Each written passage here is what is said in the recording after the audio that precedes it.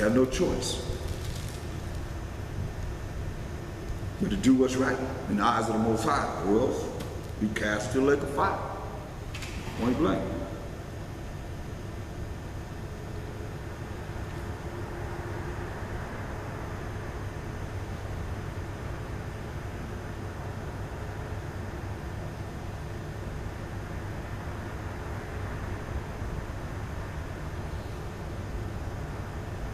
Let's go back to Jeremiah, 30th chapter.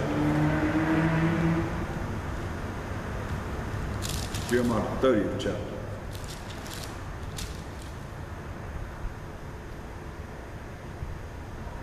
Verse 16.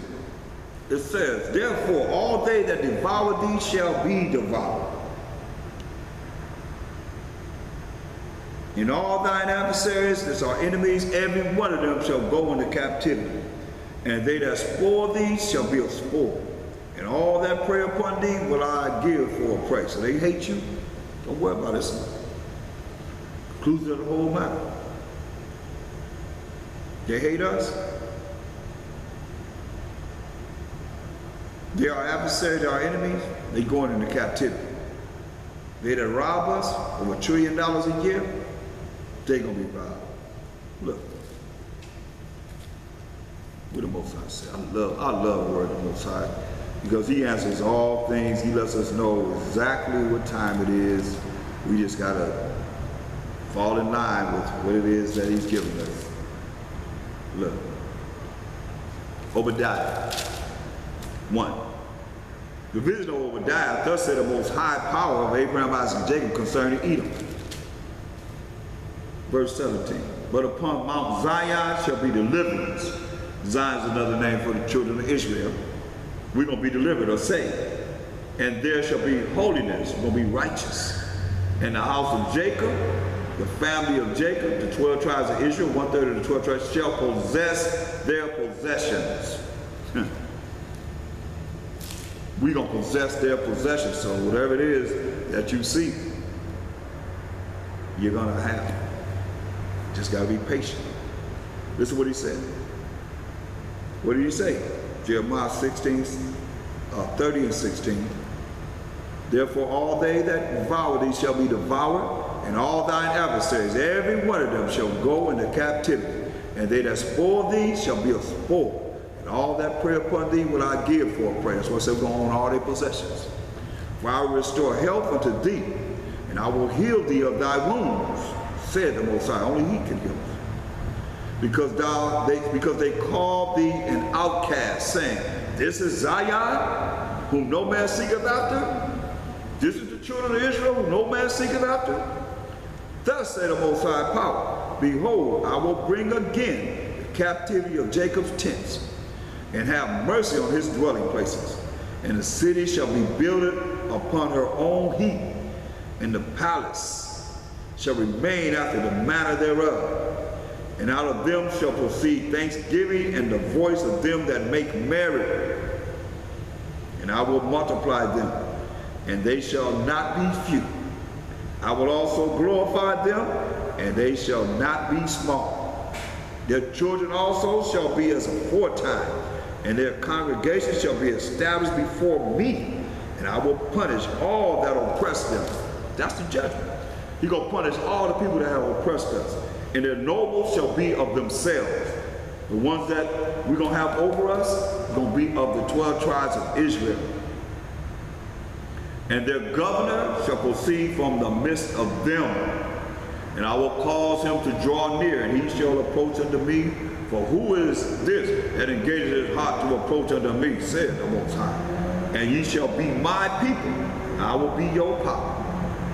Behold, the whirlwind of the Most High goeth forth with fury and a continual whirlwind, them flying saucers that they call them. We call them IFOs. They call them UFOs. We call them identified flying objects. That's these whirlwinds that's going to go before the Most High. They're going to go forth with fury and continually whirlwind. It shall fall with pain upon the head of the wicked. The fierce anger of the Most High shall not return until he hath done it, and until he hath performed the intents of his heart and his mind. This is the intents of his mind. In the latter days, when the last days, ye shall consider it. Did I hear the word of the Most High? You name it, they all talk about it. You're going to bring that whirlwind upon them. It'll be destruction. Because they have destroyed the mindset of the Most High's people. I just hope the Most High can bring us back.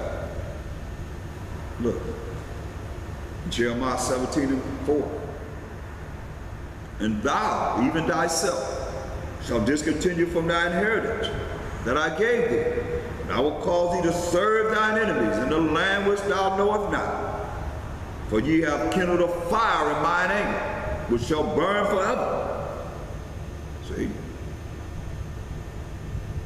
We messed up with the Most High. He jacked us up. That's why he told us in Jeremiah 16:13, therefore will I cast you out of this land into a land that you know not, neither ye nor your fathers, and there shall ye serve other idols day and night. For I will not show you favor. Here we are. Here we are. In the land, I mean, all the things that we've been through, and for you to think that, okay, we're free, we're not free. We're not saved either. But promise is promised to Israel. Verse 14, therefore behold, the days come, said the Most High, and it shall no more be said, the Most High liveth, that brought up the children of Israel out of the land of Egypt. But the Most High liveth, that brought up the children of Israel from the land of the north, and from all the lands whither he hath driven them. And I will bring them again into their land that I gave unto their fathers. See? And where we at now? In North America, in this Western Hemisphere. He's going to gather us from out of this wicked land that do not follow the laws of the Most High. Their God is not the power of Abraham, Isaac, and Jacob. Because it would be passing laws that's contrary to the word of the Most High.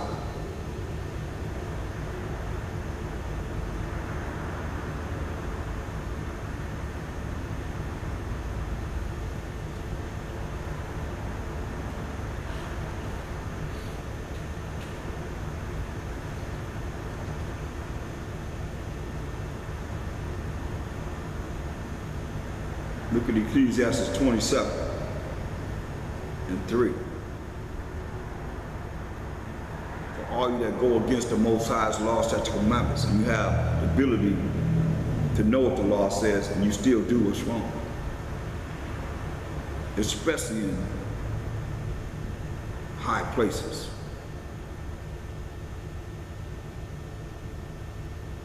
Ecclesiastes 27:3. Unless a man hold himself diligently in the fear of the Most High, his house shall soon be overthrown. And that's what's going to happen to America.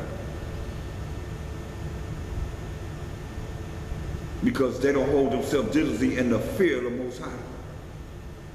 But his house must be overthrown, because it says it right here. His house shall soon be overthrown.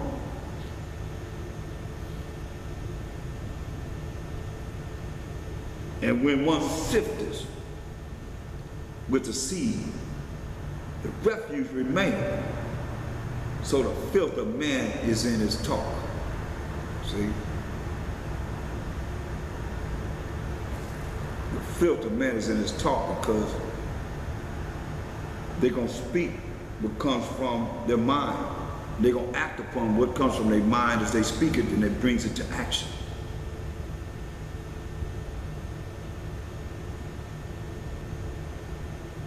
The furnace proveth the potter's vessel, because he heats it up and shapes it. He shapes it and puts it in the furnace to make it hard. So the trial of man is in his reasoning. The trial of man is in his reasoning. What he decides to do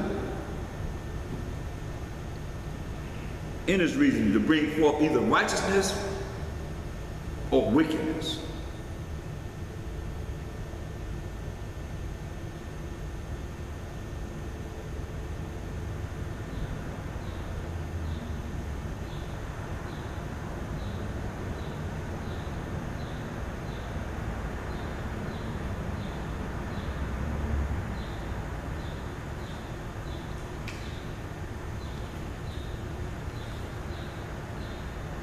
Ecclesiastes 27:10.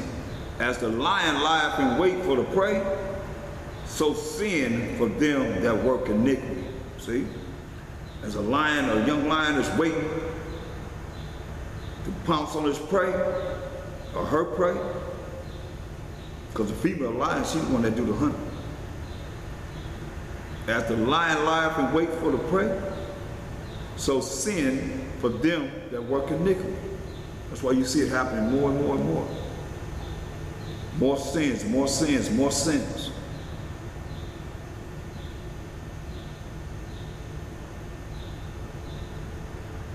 That's why I say the discourse of a righteous man is always with wisdom, the proper application of knowledge of the Most High's word and his laws, statute, commandments.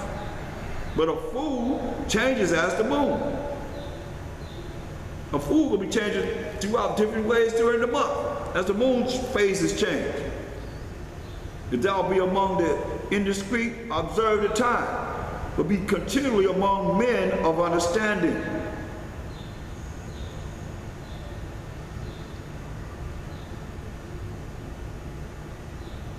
Supposed to be amongst men of understanding so you can learn something.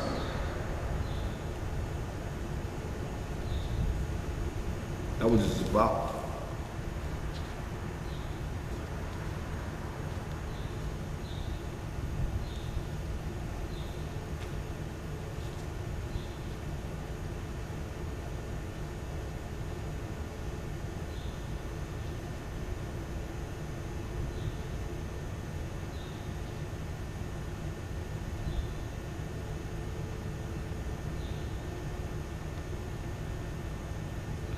Look at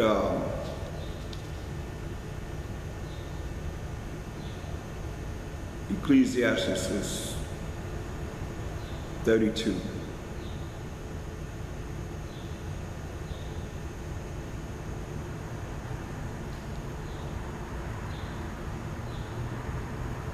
In verse 7, it says, "Speak, young man, if there be need of thee, and yet scarcely when thou art twice asked.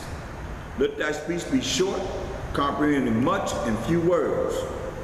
Be as one that knoweth, and yet holdeth his tongue." Meaning, sometimes you know things, you just be quiet. It said, "If thou be among great men, make not thyself equal with them."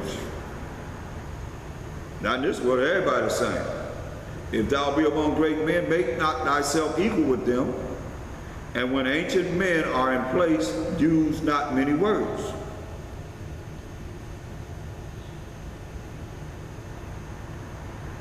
Verse 14, "Whoso feareth the Most High will receive his discipline, his law, and they that seek him early shall find favor." His discipline is in his law. "He that seeketh the law shall be filled therewith, but the hypocrite will be offended therewith." They that fear the Most High shall find judgment, and shall kindle justice as a light. And we know that light is the laws of the Most High.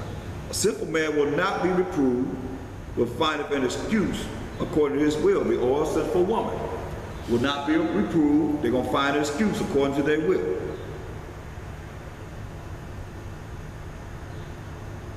"A man of counsel," verse 18, "a man of counsel will be considerate, but a stranger and proud man is not daunted with fear, even when of himself he have done without counsel." See? In verse 23, "In every good work trust thy own soul, for this is the keeping of the commandments." Keeping of the commandments. "He that believeth in the Most High taketh heed to the commandments, and he that trusteth in him shall fare never the worse. You trust in the Most High, you're going to be able to be all right. Ecclesiastes 33:2. The wise man hateth not the law, but he that is a hypocrite therein is as a ship in a storm. A man of understanding trusteth in the law, and the law is faithful unto him as an oracle. But see, if you're not believing in the law, then what good is it to you? You don't believe in the Most High because He the one took the time to give us these laws.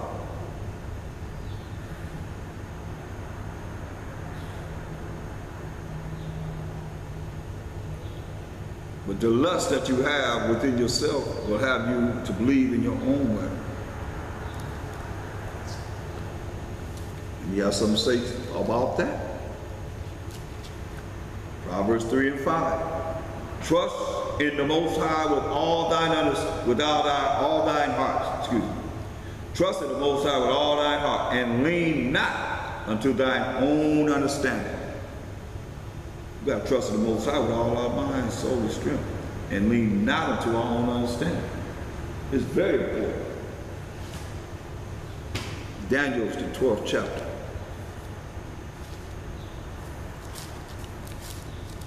Daniel's 12:10. Many shall be purified and made white and tried, but the wicked shall do wickedly. And none of the wicked shall understand, but the wise shall understand. See? They ain't going to trust in their own heart. They're going to trust in the mind of the Most High, as it is written. See, the wicked, they're not going to understand, but the wise shall understand. See? You don't want to be ignorant of moral truth, the moral laws of the Most High, the moral way we should be in these last days.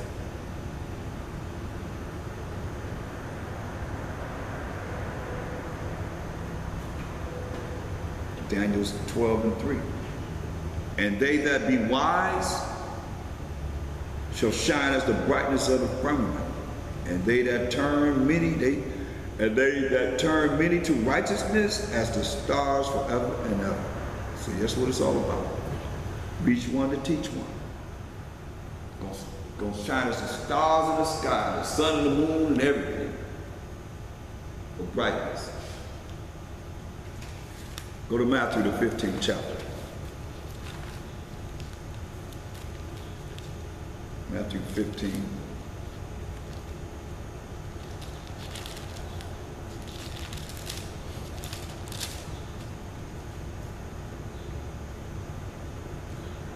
And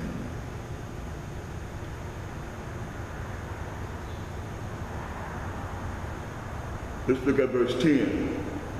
Matthew 15:10. And he called the multitude and said unto them, hear and understand, not that which goeth into the mouth defileth a man, but that which cometh out of the mouth, this defileth a man. See? Now he's not talking about eating abominable things, because we have the dietary law. Then came his disciples and said unto him, knowest thou that the Pharisees were offended after they heard this saying? But he answered and said, every plant which my heavenly Father hath not planted shall be rooted up. Every plant which my heavenly Father hath not planted shall be rooted up. Let them alone. See, let them alone. They be blind leaders of the blind. And if the blind lead the blind, both shall fall into the ditch. See? If the blind lead the blind, they both gonna fall into a ditch. That's what he's saying. A lot of these so-called leaders are blind leaders leading our people into a ditch. Because they don't really teach them the spiritual part of what you need to know to make it to the kingdom. Knowing you Israel ain't gonna get you to the kingdom. You still got the same wickedness that you have once the book is closed in you, that you go out and do, like nobody see you, and those that don't know they're Israelites and they still are